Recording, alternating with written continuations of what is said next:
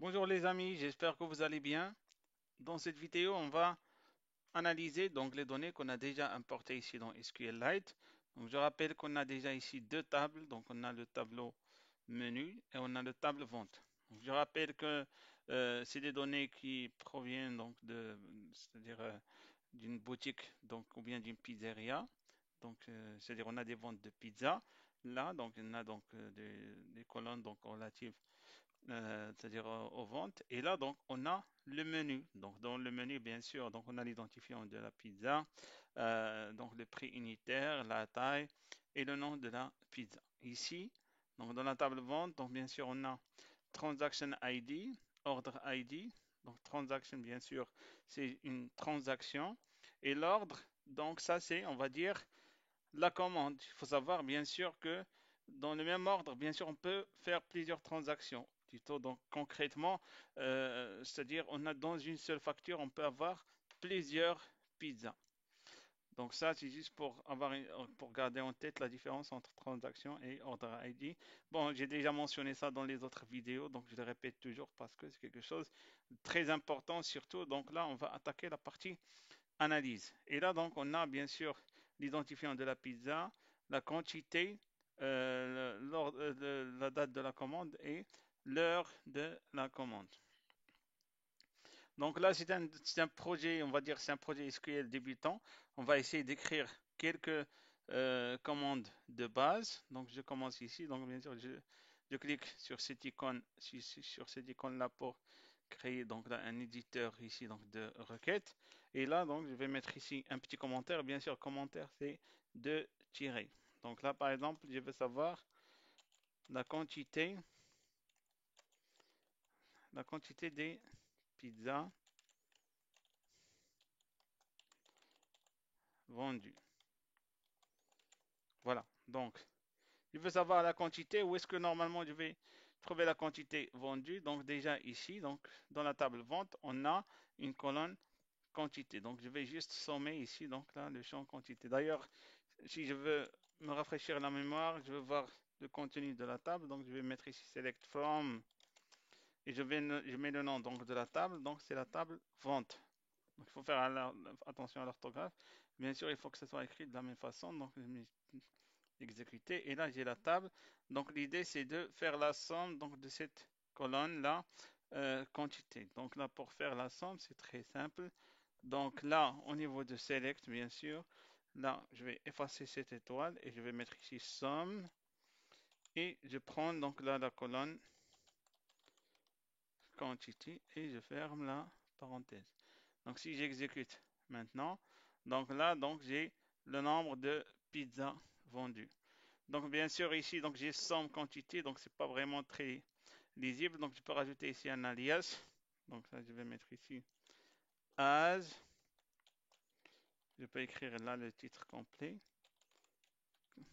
quantité bon pas la peine de mettre un accent quantité pizza vendue voilà donc là je peux faire comme ça et j'aurai donc là quelque chose donc de lisible quantité pizza vendue et ici donc j'ai le nombre donc ou bien la quantité vendue donc je peux rajouter ici donc une autre requête. Là, donc, je vais mettre ici un autre commentaire. Par exemple, ici, donc, total commande. Donc, bien sûr, là, donc, je vais m'intéresser à ordre. Donc, le nombre donc, de commandes. Donc, bien sûr, le nombre de commandes, toujours, donc, où est-ce que je vais avoir ça? Je m'intéresse toujours à la table vente. Donc, là, je vais mettre ici select. Et je vais mettre ici count. Bon, avant, donc, bien sûr, donc, d'écrire le count, donc toujours, donc j'ai choisi donc de montrer ici devant vous la table. Donc ici, donc select count vente. Donc là, bien sûr, j'ai pas envie d'exécuter la première requête. Donc je vais juste sélectionner celle-là et ça va être exécuté. Donc là, donc j'ai affiché la table. Donc je rappelle que ordre ID ici, donc il y a des répétitions. Donc là, lorsqu'il y a plusieurs pizzas, par exemple ici 2, Donc là, on a commandé 4 ou bien 5 pizzas. Donc moi, je vais pas tout compter, je vais compter juste le nombre donc, de ordre ID. Donc là, pour faire ça, c'est-à-dire ne pas compter les doublons, donc je vais mettre ici count. Il y a le mot distinct. Distinct. Et je vais mettre ici donc le nom de la commande, puis le nom de la colonne, donc ordre ID. Et là, donc, je ferme donc là, la parenthèse et je peux effacer ici donc là l'étoile. Voilà, donc si j'exécute ça, donc j'aurai ici donc là, le nombre de commandes. Donc c'est 21 338. Donc ça c'est le nombre de factures, ou bien le nombre de commandes. Donc je peux rajouter toujours ici un alias. Donc je vais mettre ici as. Donc là je vais mettre ici np commande. Voilà. Voilà, donc là c'est plus lisible. Donc je sélectionne ici pour exécuter cette commande. Et voilà, donc là nombre de commandes. Bon, là donc je vais ouvrir une autre page. Donc j'ai pas envie à chaque fois ici de mettre toutes les requêtes. Donc je vais mettre là une autre page. Donc là, je clique ici. Voilà, donc ici donc je peux bien sûr normalement renommer cette partie-là. Donc je vais mettre ici partie 2. Et bien sûr, donc, je peux renommer donc l'autre partie 1. Donc c'est juste pour organiser donc mes pages. Donc là par exemple, donc je veux cette fois-ci, on va essayer donc d'aller un petit peu loin. Donc je vais par exemple ici, je veux savoir le revenu total ou bien le CA, chiffre d'affaires total. Donc là, combien j'ai vendu? Donc il faut faire attention, donc là c'est un peu délicat. Donc ici on a les ventes, mais les prix sont là. Donc là, je dois vraiment prendre le prix unitaire avec les quantités et trouver donc là, de faire la somme pour avoir donc le CA total. Donc déjà, quand je parle donc de combinaison des deux tables, donc là on parle de la jointure. Donc je vais mettre ici select. Bon, je vais mettre au début étoile, donc juste pour faire la jointure. Donc select from. Donc on va dire ici vente. Et je fais une jointure, donc la join menu. Donc ça c'est la première table et ça c'est la deuxième table. Donc je vais rajouter des alias. Cette table-là, donc je vais l'appeler M. Et celle-là, donc vente, je vais l'appeler V. Donc maintenant, je veux faire la jointure de ces deux tables, donc je dois spécifier la clé. Donc si je mets ici V point, donc là je dois spécifier la clé donc de la table vente. La clé ici, bien sûr, c'est pizza ID, donc égal à M point. Là également, donc je trouve donc là la clé étrangère, donc la pizza ID, d'accord. Voilà, donc si j'affiche ici donc là le résultat, normalement donc là on a combiné, donc là on a le prix unitaire et là donc on a les quantités. Donc l'idée c'est de multiplier le prix unitaire par les quantités, donc là pour trouver et faire la somme, bien sûr pour avoir le chiffre d'affaires. Donc là je vais mettre ici, donc au niveau de select, je vais mettre somme. Donc somme de quoi? Donc je vais prendre ici unit price étoile quantity. Donc quand je fais ça, j'exécute. Donc là, ça me donne le chiffre d'affaires total. Bon, ici, donc j'ai plein de chiffres après la virgule. Donc je vais mettre ici un round. Bon, je vais prendre juste la partie entière, bien sûr. Je ne vais pas prendre les chiffres après la virgule. Donc je rajoute ici le round. Et là, bon, ici, je ne vais rien mettre. Donc là, si j'exécute, voilà, donc là, j'ai le chiffre d'affaires.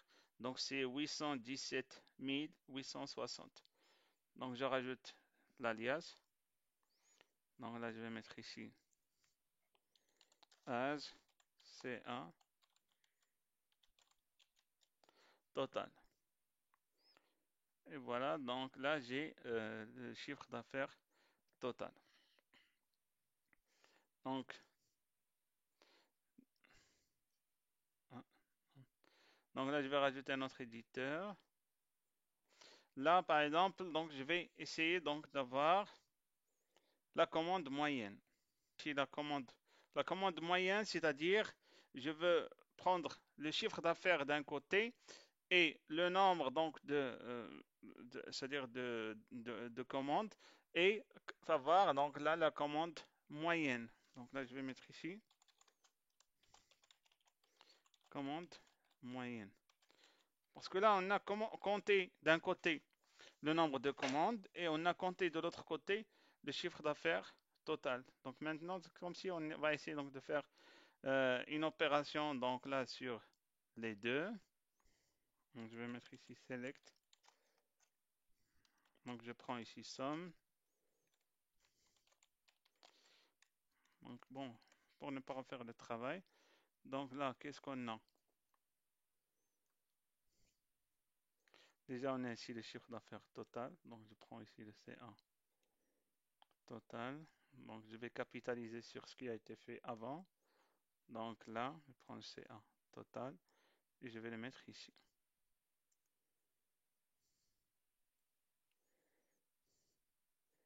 Donc il faut juste là rajouter, c'est-à-dire le nombre donc de commandes. Donc là, je rajoute ici donc le nombre donc de commandes. Le nombre de commandes, donc on a déjà compté. Donc ça, c'est total commande. Donc je prends ça.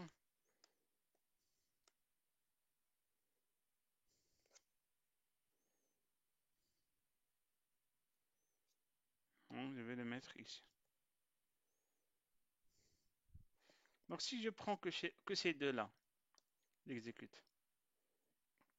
Donc ici, donc j'ai le CA total et ici j'ai le nombre total. Donc là, il faut juste là faire la division des deux.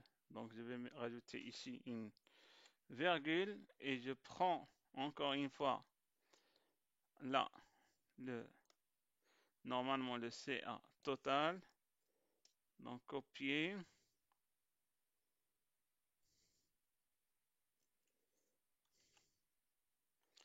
Et là, donc je vais le diviser par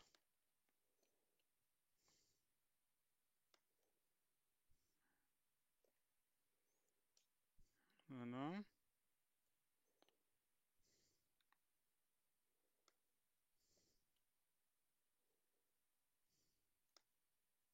Donc si j'exécute maintenant, voilà, donc là j'ai le ratio.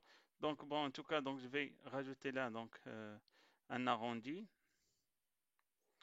Donc je vais mettre ici encore une fois round, round. Et là donc je ferme ici donc là la parenthèse.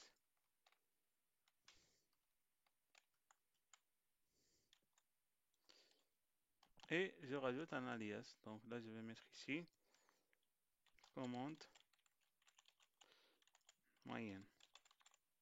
Donc si j'exécute maintenant, voilà, donc la commande moyenne, donc c'est, on va dire, c'est 38 euros. Ou bien 38 dollars. Donc en tout cas, peu importe, là, la devise. Donc ça, c'est la commande moyenne. Donc je peux chercher également donc, le nombre de pizzas vendues par commande. Donc là encore, bon, je peux reprendre ça. Je vais essayer donc de jouer avec cette commande. Donc, pour avoir le nombre de commandes moyennes, déjà, là, donc au lieu d'avoir le CA total, donc ici, donc je dois compter, donc là, le nombre c'est-à-dire la quantité des pizzas. Donc, je vais mettre ici la quantité des pizzas totale, donc que j'ai ici, quantité des pizzas totale.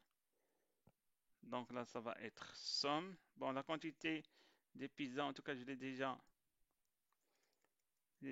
ici définie. Donc, je peux la reprendre quelque part ici. Voilà, donc quantité des pizzas vendues. Donc là, je prends ça. quantité des pizzas vendues. Donc je reviens là à mon éditeur SQL.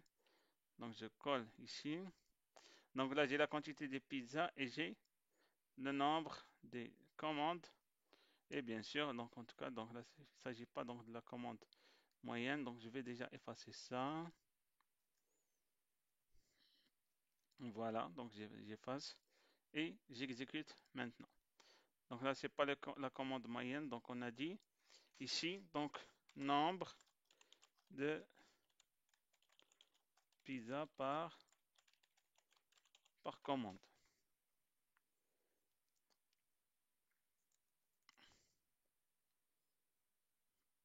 Donc si j'exécute ici, donc j'ai ici la quantité des pizzas vendues. Ici, j'ai le nombre de commandes. Donc qu'est-ce qu'il nous reste à faire? Donc pour connaître le nombre de pizzas par commande, bien sûr, il faut faire la division. Donc pour faire la division, c'est très simple. Ici, donc bon, je vais mettre ici virgule. Donc virgule, donc je prends ici donc la quantité que j'ai déjà calculée ici et la division. Et là, donc je prends ici donc count distinct.